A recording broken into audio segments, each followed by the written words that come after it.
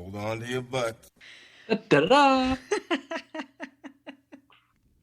Welcome to episode 56 of the Civil War Breakfast Club podcast, joined by my co-host Mary, who at 5'4" has also been accused of being Lytle, and likewise is a poet whose poetry always includes the word Nantucket. I am nothing more than Darren. Sup, Fincher. Oh my God. I don't know what to say to that. What? Nantucket. I'll explain the joke later on. You No, I Canadians know don't the get good quality Nantucket American humor. joke. I know the Nantucket joke. Anyways, how are you? What's going on? I'm good. How are you? Oh, I was good until like 30 seconds ago when that bombed. Speaking of Norm Macdonald dying, holy crap. I got the Nantucket thing. I'm kidding. No sense of humor. And that's your problem. No sense of humor. I'll tell you right now. Oh, whatever, fucker. Okay, well, welcome We'll aboard. just edit that one out. No, of course we will. So what's going on? You didn't answer my question. What's going on? Well, tonight we are taking things a little bit differently tonight by talking about one specific person. Who's that? William Haines Lytle. Never heard of him. William Haines Lytle. We're going to have, it's funny, we've talked about battles. We've talked about all kinds of different things. We haven't really done an episode where we kind of profiled one single person and just stuck with it. Now, we're going to talk about William Haines Lytle here in detail. They call him the poet warrior, Mary. I don't know if you heard that, but they call him that. Yes. So when we go through all this, we'll talk about his life because he is certainly one of the, if not the most interesting people in the Civil War. He is. Somebody who, when we talk more about, you realize how famous he was and how history has sort of let him fall by the wayside in comparative speaking to some of his other peers. So he's an interesting guy we talked about. We've kind of hinted at him here and there in different podcast episodes, like the Chickamauga one and some other ones. Which we were recording a year ago. And when this episode dropped, it's the anniversary of the first day of the Battle of Chickamauga. That's true. We are going to take what we like to call around these parts a deep dive and talk about William Haines Lytle. We might even mention some pop culture. Oh, wow. Holy moly. Going old school. Yeah. I like it. So let's talk real quick. But before we get started, to that's where I was going. Okay. I thought I was hosting this one time. Okay, Mara, what are you drinking? I am drinking Double Jutsu, which is by Bellwoods Brewery out of Toronto, and it's an 8% IPA.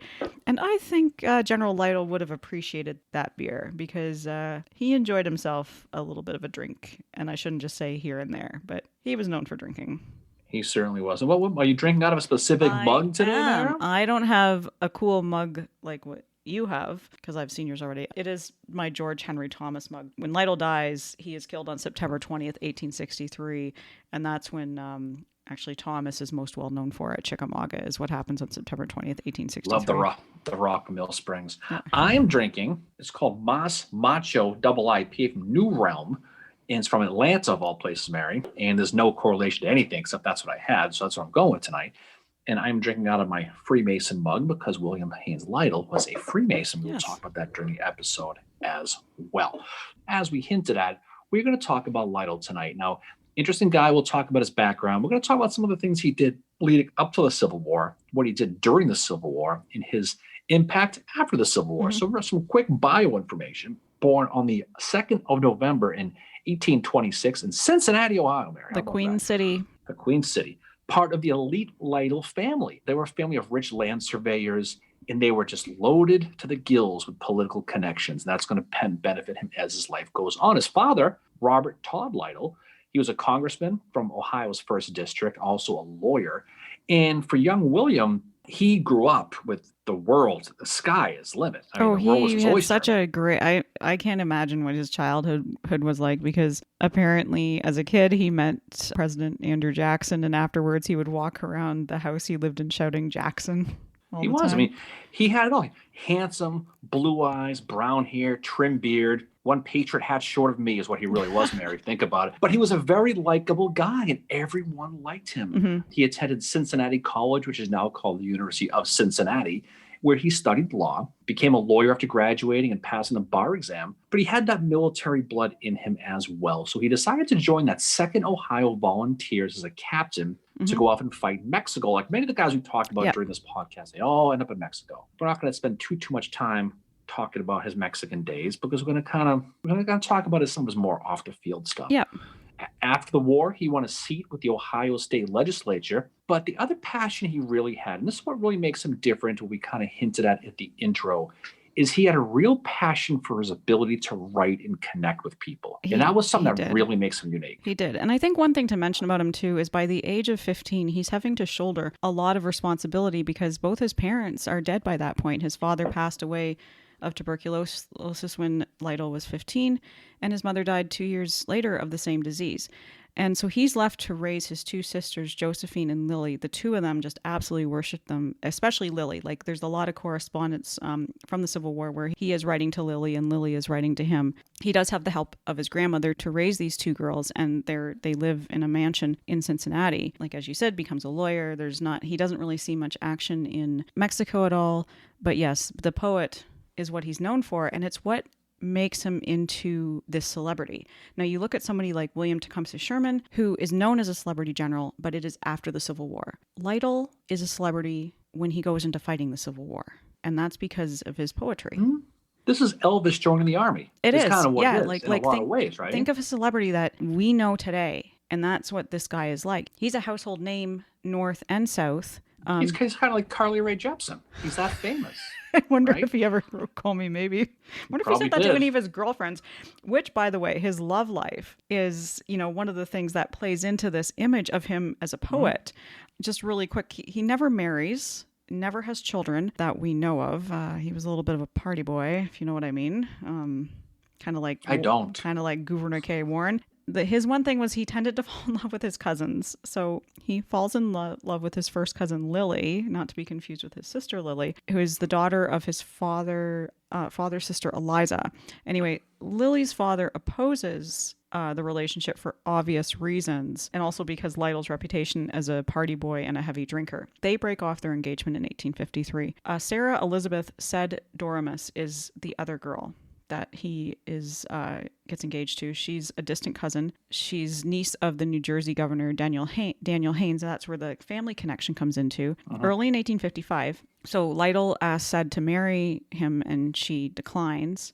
She was just bluffing. She was doing the whole, oh no. And then she expected that he would come at her again to ask, and he never did. He broke it off. He said, we're done. And he wrote his sister Lily and said, love, that star with me has set forever. So Said is going to come into this later at the end of Lytle's story. We will see her again. But anyway, that is another thing that I think that I read about factors into this whole image of him being this kind of this poet general. Writes his first poem at the age of 14 called The Soldier's Death. So right there, what you said, warrior poet, is really coming out. And his service in the Mexican War, even though he doesn't see much combat at all, if any, that inspires poems too. But he's best known for a poem called Antony and Cleopatra in 1857. So he writes this poem. It becomes a national sensation. I mean, it goes completely viral. And what this does, it just catapults him into that national overnight celebrity. Just think about, nowadays, when somebody puts out a single song, or just goes crazy and they're famous overnight. That's what this was, except it was a poem. Now Lytle, he finds himself escorting these women to these balls and galas, and he's that guy. Yep. But he's also a man's man. He's also going to the dive bars, like the ones in Goderich on a Friday night, with his friends to play billiards and pool. That's who he is. So he's a man of the people, men and women. But what he tries to do is he's one part military, one part politician, one part lawyer, and now he's one part celebrity. So what does he try to do? He tries to parlay that celebrity status to run for U.S. Congress, is what he does as a Democrat. He doesn't win, but he's going to ultimately end up running as a Democrat and supporting Stephen Douglas. And before the war, in 1860, he's going to join the Ohio State militia as a major general right on the eve of the war. So he's kind of got so many things going on at the same time. Now, when the war does finally begin, he's promoted to a colonel of the 10th Ohio. He's sent to Western Virginia. Upon his commission, he is given a horse called Fa a Bala. Yep. Okay, it's an Irish battle cry, which of course means clear the way, right? Anybody who's been to Gettysburg or even Antietam sees that phrase on a lot of the monuments, especially on the Second Day stuff. He's going to help drive the Rebs out of what is now today West Virginia. So he's going to be a big part of that. So now he's adding to that resume. September 10th, 1861, the Battle of Carnifex Ferry, which sounds a lot like Carfax, if you think about it. But it's Carnifex, right? He'll fight under William Rosecrans, which is a foreshadowing of something that's going to come later on. We'll talk about. He's going to fight those rebels under John Floyd. Remember John Floyd? Yep. The former governor of Virginia, now over to the dark side. Rosecrans is going to defeat Floyd at this battle. We're not going to talk too many details about the battle. And it's going to drive him out of Western Virginia. Floyd is going to blame Brigadier General Henry Wise, who was also a former governor of Virginia. It's governor upon governor hate there, who says Wise refused to give him support. Wise and Floyd just hated each other. They just did because they really couldn't agree on who was kind of the superior of the battle. But this is the battle where the first time really where Lytle is going to be injured.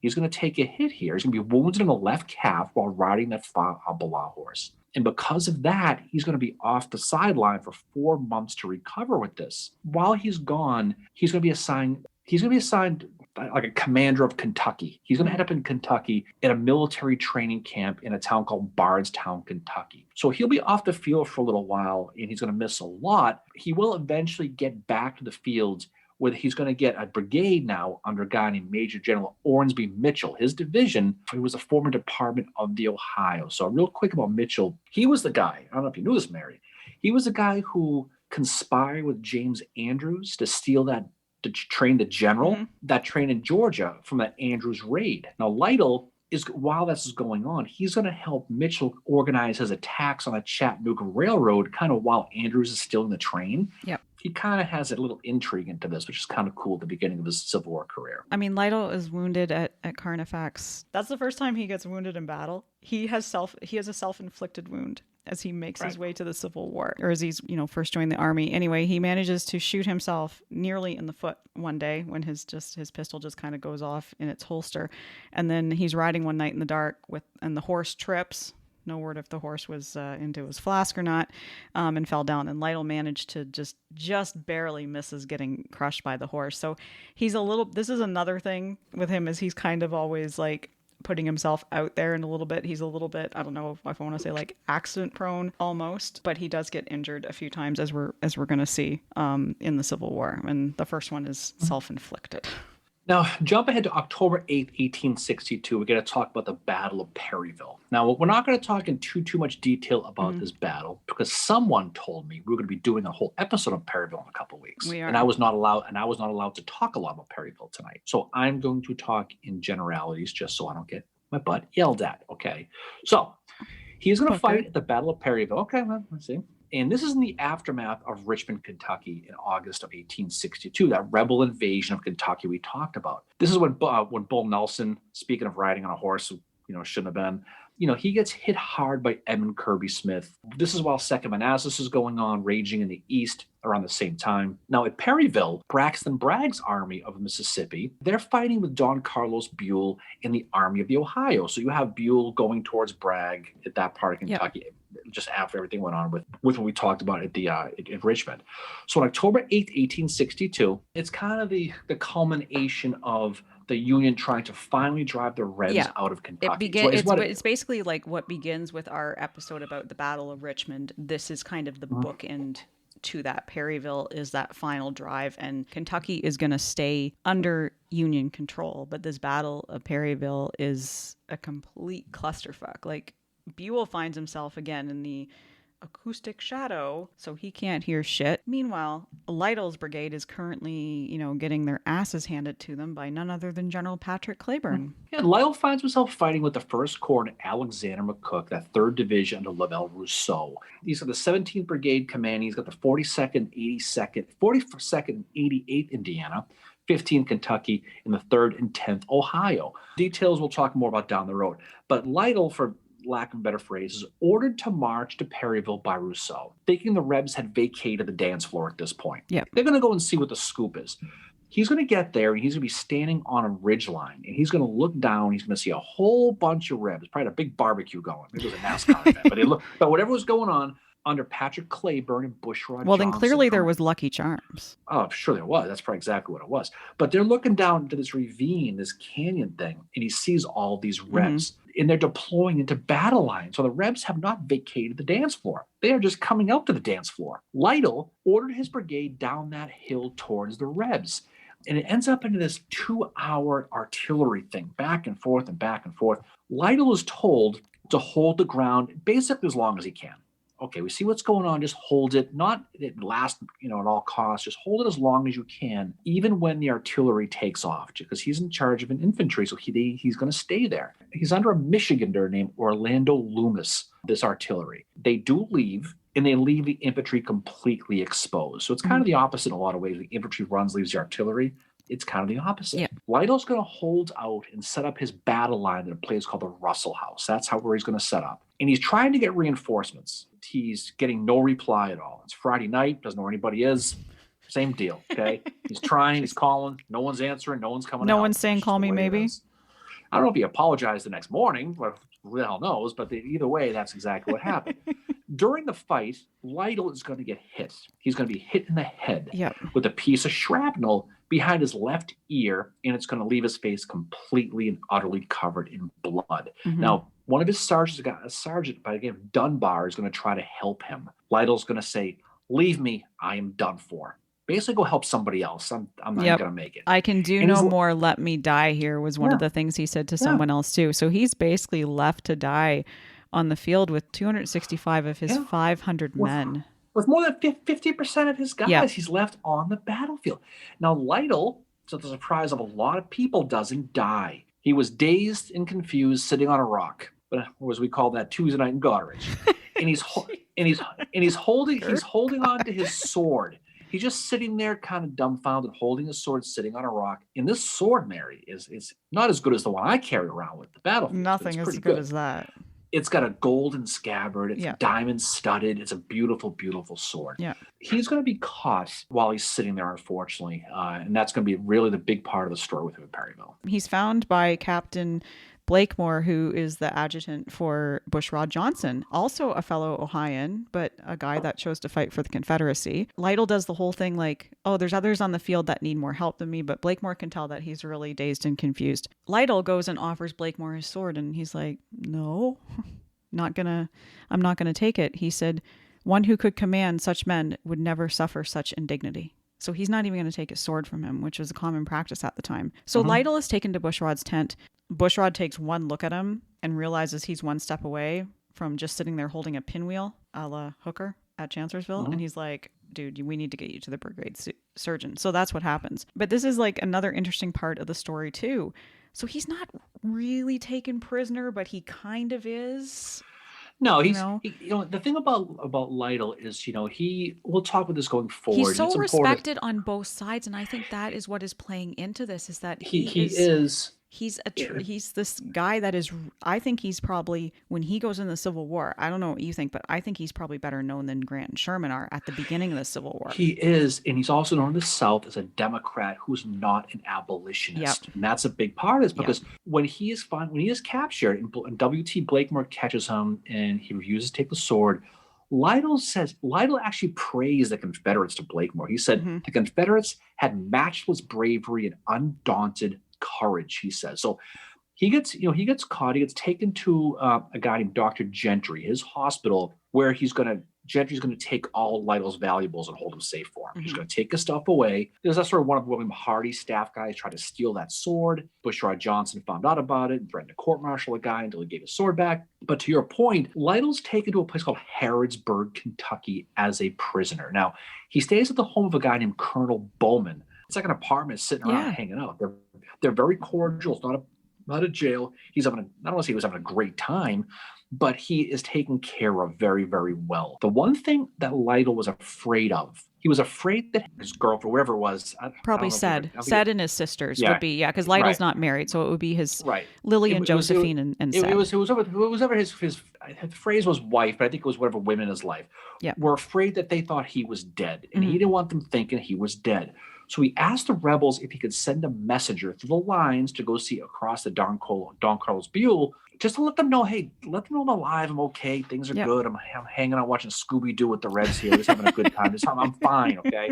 So the rebels offered to let him be the messenger, and Bragg approves it, and they're going to parole him immediately and tell him, you'll be ready to go within a half an hour. We're going to get you back there. He's going to ride back to the Union line on an ambulance wagon under a flag of truce. The deal, he was being paroled, but he still couldn't get in future battles until he was formally exchanged. Yeah. So he was not formally exchanged until the 10th of January, 1863. Mm-hmm. So that means he misses Stones River. He does, right? yeah. And when he is paroled, he's got to go testify at an inquiry against Buell's handling or lack thereof, which I'm sure we will discuss in our episode about Perryville.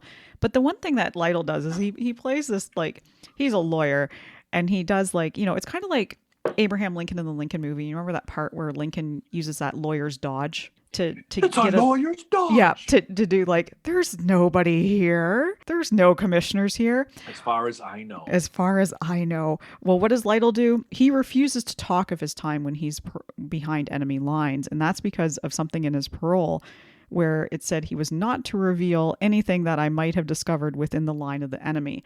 And again, I think this goes back to this whole thing about how he's like, might play into that the fact that he's a Democrat. He has a lot of friends that are fighting for the South as well, but also he's just not talking. He's playing the lawyer in this part, so he doesn't talk at all about what he finds out behind enemy lines. And we all know that what happened, like, Lytle's testimony does nothing to help Buell, and he's removed from command. And this is why you have Rosecrans back in command for, as you said, Stones River, which Lytle does not participate in that battle. But what happens at that battle is General Joshua Sill is killed, and he is the one that is leading the 1st Brigade of the 3rd Division of the 20th Corps of the Army of the Cumberland. Lytle is going to inherit this command.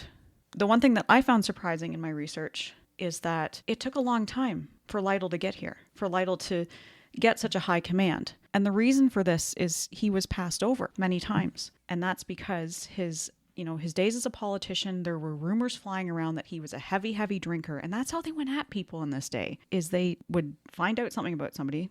Somebody probably saw Lytle partying one night, a little bit drunk, and the rumor just... Lytle must have called someone and said, call me maybe to somebody. He probably did. He probably hit call me maybe time and called one too many people. But there was, rumors flying around when he was involved in politics, when he was in Ohio.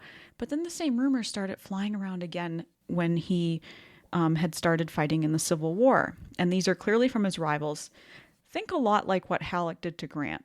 I think it's a very similar situation to that. So rumors are going around that he's a heavy drinker and he's being passed over for command. His sister Lily wrote him at one point and said, "It cannot pain you half as much to read that, my brother, as it pains me to write. But when you know that promotions, respect, and everything you are ambitious of awaits your abstaining from the vile poison, it is incomprehensible to me why you have not the moral courage to abandon it forever." And Lytle's like, yeah, okay, yeah, I'll do that. I'll abandon it. Meanwhile, he said that he said to a few close friends, he said that because of lack of promotion, he said that he threatened to settle my private accounts with cowardly miscreants who have maligned me. Once the war's over, shit's about to go down when it's over. So he's basically said he's going to find the people that are spreading these rumors about him. That had prevented him from getting this promotion. But you flash forward to after Stones River, Sill is killed. Lytle is, has this promotion that he's probably wanted for quite a while. Yeah, he's going to get that 1st Brigade under Phil Sheridan, his division, Army of the Cumberland. Guys from Illinois, 21st Michigan, 24th Wisconsin. That's who he's going to get. While, again, fighting with Rosecrans again, going back to his Carnifex days. So it's getting the old band back together again. So they're getting that back together again. Yeah. So they're all resting at Stones River Battlefield because this is where they rest for a while. What's interesting about this whole thing is the land that Lytle was on at this point, it was West Ford at Stones River, okay? Mm-hmm. He finds out that that land was owned by one of his relatives, William Lytle. It's such a cool part of the story. Who owns it for 60 years. The town bought it back in 1813, and it's right near where the Union camped at Crest Lawn. For 7 months, they're sitting on this area on the land that his relative owned.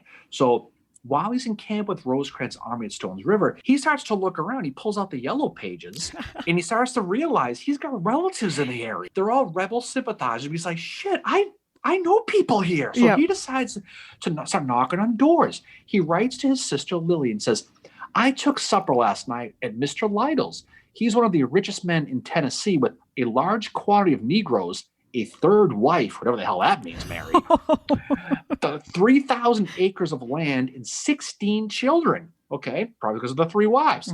I found Lytle scattered all around town and on fine plantations in every direction. Well, no wonder this one Lytle is probably the reason why they're scattered all around town. And the guy you mentioned, so he finds that his cousin, Frank Lytle, a lieutenant with the 18th Tennessee, is sitting in a jail in a prisoner of war, so he helps him secure his parole. Yep. So he's sitting here, and it must have been a small world for him. Now, again, the Lytle family was a rich and privileged family in the country at the time, so it's not a surprise, but it must have been something to find out that he had family where he was staying, because everything was Yeah. coming up Lytle.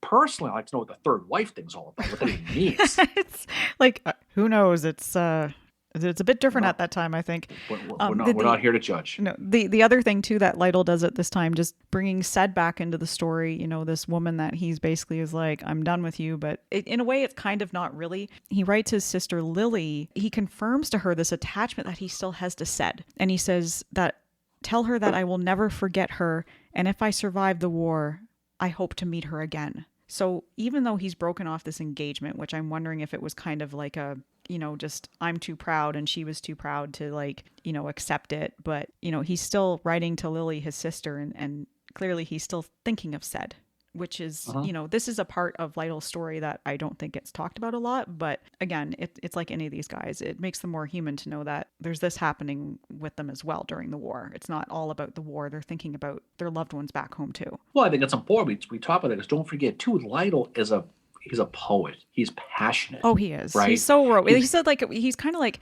he's probably one of the more, I think, romantic figures in the Civil War. And that's what makes him so interesting. I was trying to think about, you know, in my head, I try and figure out what they would have sounded like when they spoke. And the voice I hear is Gary Oldman with an American accent. Very soft spoken. Yeah, very, very could have been. I mean, but he's somebody who wore his heart on his sleeves, who absolutely. lived life with the passion that you can only dream about. Yeah. He fought. Everything he did was with passion. When we talk about his demise here, which we're going to talk about next, the Battle of Chickamauga in September of 1863, you know, we'll talk about how it was the culmination of almost everything he wrote and everything he read. He died the way he lived. He died a chivalrous soldier's death he wrote about many, many times. So September 20th, 1863 was the third day of the Battle of Chickamauga. We'll talk about that. And this is where Lytle is going to meet Bushrod Johnson again. It won't be as cordial as the last time they met at Perryville when they were buds. This is, you know, battle time now. So the battle's raging on the third day. We talked about Chickamauga. We're not going to talk about everything, but James Longstreet had that big assault with that 11,000 man assault that Bushrod Johnson led, that big breakthrough we talked about on the third day. Now Lytle, he's sitting on a horse on a rise, which is now called Lytle Hill. Cannot be a coincidence. So he's sitting here, Lytle is on his horse, watching as the Union troops are getting smoked by this oncoming rebel wave, this gray wave of 11,000 guys coming right up their Savannah. Okay. They're fighting right in the face of this rebel assault. Okay. The Rebs are coming straight at him with that rebel yell, right? He says, well, if I must die, I will die as a gentleman. And then you know what he does? He puts his gloves on, which I always thought was no, that's such a cool story. And apparently Lytle woke up that morning of the 20th, very, very gloomy. Poet, that's what you often think, right? They're kind of moody, kind of like me, I think. I'm no poet, though. Let's face it. Although you do say Nantucket a lot. I do. Fucker. Anyway, the 19th of September, Lytle and his men are at Lee and Gordon's mill. They haven't seen much action in the battle. And of course, Lytle's probably feeling like, well, you know, what the hell? But all of a sudden, they've got to it's like, we need you here and we need you here 2 hours ago kind of thing. So he's got to boot it to where he's going to be on the 20th. His aide de camp, Alfred Pirtle, said that it was almost like Lytle had a premonition of his death because just before the battle began on the 20th, Lytle sat with Priddle and he put his arm around him and the two of them had a father-son relationship. So Lytle's a man that has never had kids and Priddle saw this guy as a father. And Lytle says to him, my boy, do you know we were going to fight 2-1 today? And it was almost as if Priddle knew that Lytle had a premonition of his own death. And Priddle said of him, how I did love Lytle. He was as warm-hearted as a woman underneath it all. And it was Sheridan who passed the news on to Lytle that Longstreet was at Chickamauga, and that's when Lytle realized that they were going to be outnumbered. And one of the things that Lytle says to Pirtle before the fight begins is that he asked that Pirtle stick by him no matter what happens. And so there he is, as you said, throwing his gloves on, getting ready to go into this horrific fight. And right where he is, as you said, is like, if you look at a battle map, there's Lytle, there's a gigantic gap by about 11:30 in the morning, and there's everybody else. just like at Perryville, he's been left on his own to Yeah, fight. he gets stranded. He's out there all by himself. And the battle's raging on the 20th. He's still the chivalrous soldier. He's still the knight on the horse. Mm-hmm. He turns to his brigade, that first brigade, and he says, "All right, men, we can die but once. This is the time and place. Let us charge. If we whip them today, we will eat our Christmas dinners at home." He knows the scoop, but he's going to get these guys going. So Lytle's guys, they advance, but they fall apart pretty quick. I mean, the numbers tell the story. Hinman's just coming right at them so hard, and such, like, the men described it as like you could see literally the whites of the eyes of the enemy. That's how close these guys get at some point. And even Lytle starts getting shaken by this. Like, the 21st Michigan breaks at one point, and Lytle says, "For God's sake, bring up another regiment." Like, he's wondering, where is everybody? Where's the support that we need? Nobody knows what's happening. Oh, it turns into this quagmire at the bottom of the hill of just hand-to-hand combat, fighting, and Lytle the entire time is sort of riding along that ridge. He's riding on that horse. Mm-hmm. Eventually, the inevitable is going to happen. He's riding along and he's saying, brave boys," and he's always like that, and he's out in front. He's one of these soldiers, a lot like Reynolds was, like, out in front. You're fighting with your men and you're trying to rally them, and that's when he gets wounded. He takes a few hits, and one of them, he's with Pirtle at the time. And Pirtle can tell he's wounded, and he takes a hit in the spine, and he just says, "Pirtle, I am hit." And Pirtle wrote in his diary afterwards that his heart almost, like, Pirtle's heart almost stopped when he heard that, because Lytle was just kind of sitting there, and he's just like, "I'm hit." And then Pirtle said, "Where?" And Lytle said, "In the spine. If I have to leave the field, stay here and see that the fight goes right." So Lytle's recognizing that maybe he doesn't have a lot of time left on the field at that point, but he insists on staying. He stays with his men during it. He's going to stay with his men, but he's going to get hit a few more times. He does. He's going to get hit 3 more times. One's going to hit him in the face, 3 more times in the body, and he's going to fall off that horse. And the report is blood was pouring from his neck. Yep, he was hit when he was hit as he was giving one of his captains, Captain Green, an order, and the bullet is said to have just, like, went right in his mouth and then exited near his eye, and he just fell into Green's arms. And as you said, like, the blood was going everywhere. It was a very horrific wound, but the thing is Lytle doesn't die right away. Like, he's still alive, and he lives for a little while after this mortal wound happens. He does, and his last words, like you were saying, brave boys. Yeah. His last words. He finally died. So the thing about it is, that the Battle of Chickamauga we've talked about, and I'm sure we'll talk about again. But that's not the whole story. That's not the whole story. No. What's interesting about the whole story is with Chickamauga is really what happens with Lytle after he's killed, right? It is, yeah. And this is where the whole Freemason story comes in, okay? Mm-hmm. He was a Freemason. Although the lodge is unknown, it's likely would have been somewhere in Ohio, probably in Cincinnati, right? The rebels are going to recognize his body as being down. Yeah. Now, I mentioned before, we talked about how well he was taken care of when he was at Colonel Bowman's house, right? Yeah. Back in Perryville, and how well he was taken care of by guys like Bushrod Johnson, guys like W.T. Blakemore, and those guys, how well they were taken care of. Well, they recognize his body, and they place a guard around it. The guards who are all guarding him are all Freemasons. They're protecting his body, okay? That night, many of the Confederates are going to sit around a campfire and recite his poetry. Now, again, we talked before about how well his words resonated. When he was 14 years old, you mentioned this poem before. Back in 1840, he wrote a poem called The Soldier's Death. It goes, "When mortals by the wayside passed, the soldier's last deep breath had flown, with naught to cheer save the midnight blast. On the battlefield, he had died alone."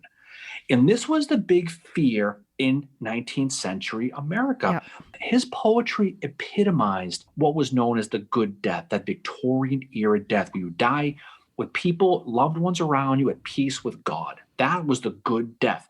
And this is what the Civil War robbed the people of, because there was no more good death. So they lived that good death through Lytle's poetry. Yeah. And that's why it was so popular.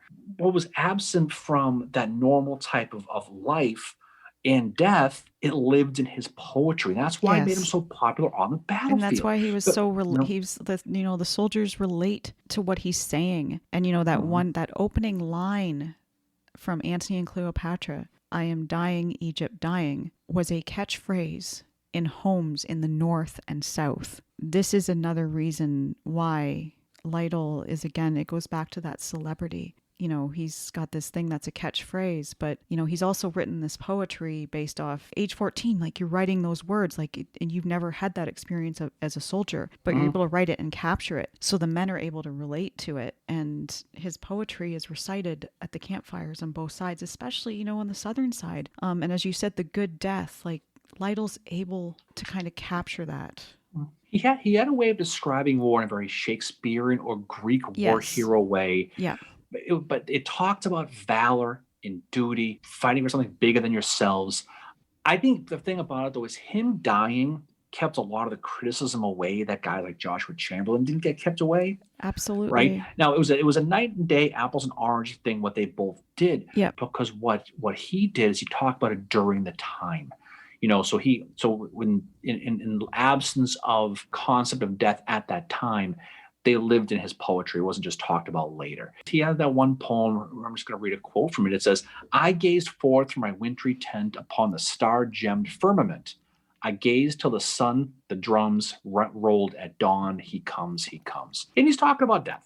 That's what he's talking about. And this is the fear that the soldiers all lived with at the time.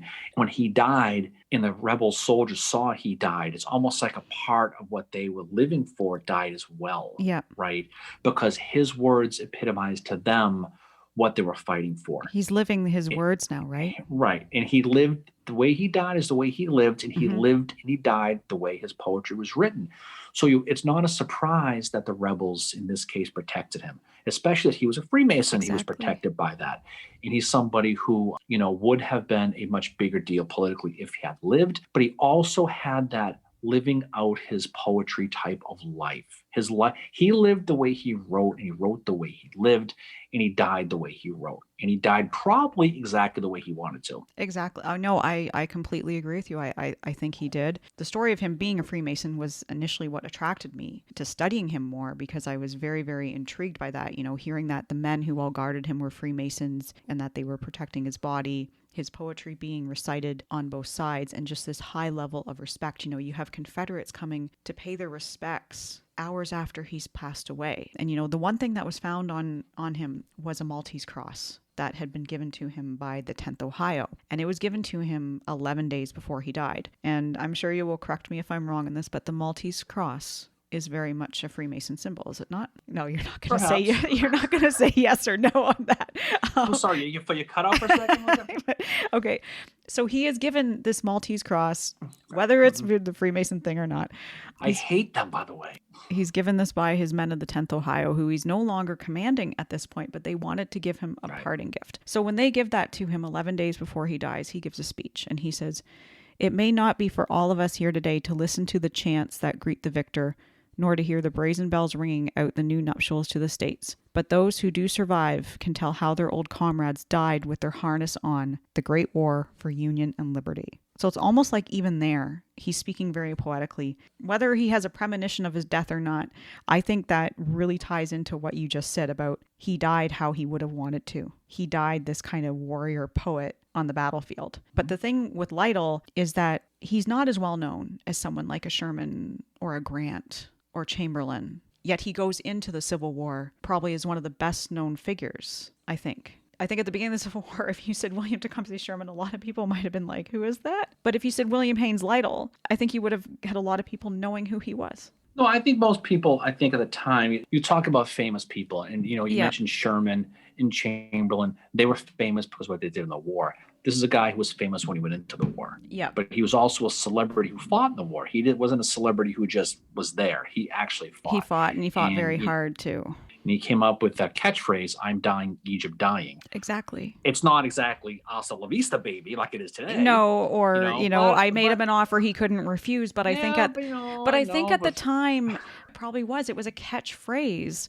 Like, we're not living in that time, so we don't know, like, how often it was said, but it sounds like it was said, like, to be known as a catchphrase. Like, I think you've kind of made it, and even though it's like, it seems so simple, "I am dying, Egypt dying," but then people who had read his poem probably remembered that whole poem. And the whole poem is actually quite a beautiful poem. I can see why the soldiers liked it so much. Like, he's living at a very different time than what we are, right? Where we have songs like "Call Me Maybe." Yeah, exactly. But I think he's someone that's important to study because he's someone who fought. He was someone who very easily, from his privileged background, could avoid the war altogether. Yeah. He probably could have stayed in Ohio, but again, he chose to fight and he chose to lead in the fight. Yeah, and that's He also found a way to be left behind and stranded many times. He didn't back away from it. He was always right at the front. He never did. And the one thing that was found on him when he was killed was a few lines of poetry that he'd written for his sisters. And he wrote, "In for me the applause of men, the laurel won by sword or pen, but for the hope so dear and sweet, to lay my trophies at your feet." And he wrote that for Josephine and Lily. People don't write like that anymore. No. But just that's what he wrote for his sisters, which shows like that's who who knows when he wrote that, if it was like hours before he was killed or days or whatever, but I think it goes back to the whole thing. Like, this is how he wanted to die, is as the soldier, the kind of the warrior poet. As we said, the Confederates he has a Confederate guard around his body. They're Freemasons. Like, there's officers that come to pay their respects. Many of them were Lytle's friends. And one of them, a guy named Anderson, he took a ring from Lytle, several photographs, and a lock of hair to send back to Josephine and Lily, in case Lytle doesn't make it back, his body, in case his body for some reason doesn't make it back to Ohio. Confederate surgeon E.W. Thomason, who had served under Lytle in the Mexican War, was there, and he said he was as good a man ever lived, even if he did have on the Yankee clothes. So he's still respected even though he's fighting on the other side. So he's actually initially buried on the Confederate side, and he shares an ambulance with a guy named James D. Snott. And Knott is asked before, do you mind sharing the ambulance with him? And he's mortally wounded. And he says, no, that's fine. By the time they both get to the Confederate hospital, Knott is dead. And they're both buried side by side. A few days later, Lytle's body is disinterred, and he's taken under the flag of truce and given to the 1st regiment he commanded, the 10th Ohio. He's taken back to Cincinnati, Ohio, where there is one of the largest funerals for that time took place. October 22nd, he lays in state for a day. It is Ced who keeps a vigil by his side for the entire time he's lying in state. And the one thing that Ced vowed when he broke off things with her was that she was going to wait until he got married before she did. She never marries. So it's a very sad, that's a very sad part of the story too, is, again, we see someone else affected by the death of a soldier. So very similar to what happens to James B. McPherson, as well as to Claiborne. Their fiancés are left behind as well. Now, Ced is not his fiancée, but she's made this vow that I'm going to wait till he gets married, just so I know for sure kind of thing. But the fact she keeps a vigil, and the fact that, he's still writing to her, or not writing to her, but writing of her to his sisters, says that she's clearly still on Lytle's mind while he's alive. So Lytle's going to be buried at Spring Grove Cemetery, which is an absolutely gorgeous cemetery in Cincinnati, Ohio. James Garfield, future president of the United States, is going to be one of his pallbearers. Joseph Guthrie, who was, I believed he served on Lytle's staff, is going to lead the riderless horse at the funeral procession, in which Lytle's boots are going to be placed. They place them in backwards for the riderless horse. And as I said, one of the largest funerals at the time in Cincinnati. His monument there is close to the entrance of Spring Grove, and it's absolutely beautiful. I've never seen it before, but I've seen pictures. I've been to the cemetery, but for some reason didn't go see his monument. But yeah, he is a warrior poet. He's a true soldier. He's a Freemason, and he's a guy that goes into the Civil War as a celebrity. A lot of these guys are coming out of it as celebrities, like Grant and Sherman. This is a guy that's going into it think of a famous singer today. I don't know any famous singers like that are in the top 20 right now. Just don't say Dave Matthews. No, oh God, no, ew, no. I'm not comparing him to Dave Matthews. Or think of a catchphrase that you know by someone who's a celebrity or a singer. That is William Haines Lytle in his day, right there. Well, I think we did him justice today, Mary. I think we did. I think not a lot of people spend a lot of time on William Haines Lytle. I think he's somebody like many of the I don't want to say he's nameless and faceless like our friend Lisa says, but he's somebody who certainly the average person's not going to know. Yep. Somebody in the 1860s certainly knew him, but people in the 2021 era certainly don't. So hopefully we gave him his due. So that being said, what is next?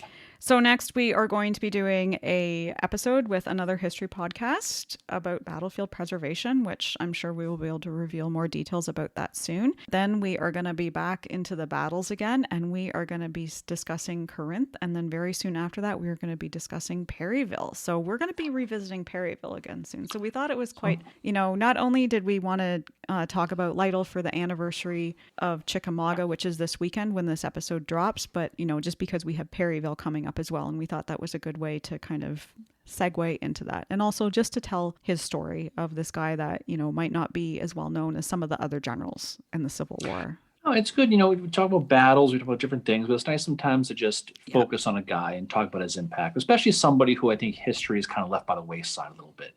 Now, a lot of people who probably listen to this podcast know who he is, but he's not someone who's going to be taught in the 11th grade social studies in any school anytime soon, and that's too bad, but it's why we study this stuff. And as we study this stuff, we discover people, and as we discover people, we understand more about humanity and what really went into this war, which was a war of people fighting people.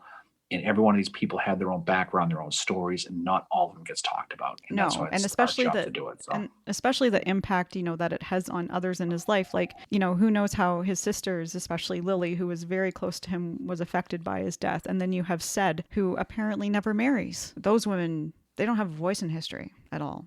And that's another important thing right there, is just to remember them as well, that they deserve remembrance too. And they were part of Lytle's life, and they were all very affected by his death. Absolutely. Well, Mary, I think this was a good episode. It's a lot of fun to talk about him and a lot of these other things. So exciting stuff down the pike. By the time this drops, we'll have our third trivia contest, right? Yes. Yep. Third. So we'll be doing that. So congratulations to Leonard again. I'm sure you for won. winning, because he probably did. For winning, I'm sure he did. But in case he didn't, well, better luck next time. So we have a lot of fun stuff coming up. The live will be on Saturday. And we got some other fun stuff coming up down the road, to your point, about battlefield preservation and, of course, the book club with Kate down the road. Yes. So, Mary, again, great time as always. The pleasure, like I've said many times, as always, mine. All yours. Fucker. Anyway, so off we go. So thanks for listening, everybody. We appreciate it. Episode 56 is in the books. We are on the road to episode 57 and beyond. So, Mary, great night. Have a great night for you as well. We will talk to you soon. Yeah. And everybody who listens, have a great rest of the week. Have a great beginning of the weekend, and hope all is well in your little world. And I toast you for 56 episodes. Exactly. Thanks for bringing it, and it was awesome. I love discussing that with you, and thank you to all always the a lot of listeners for all your support over the last 56 episodes. We really appreciate it. It's always fun. So good night, everybody. And good day, everybody, depending on when you listen to this. Nighttime here. So off we go. So, Mary, we will talk to you soon. Peace out, everybody. We will see you all on the other side. See you guys later.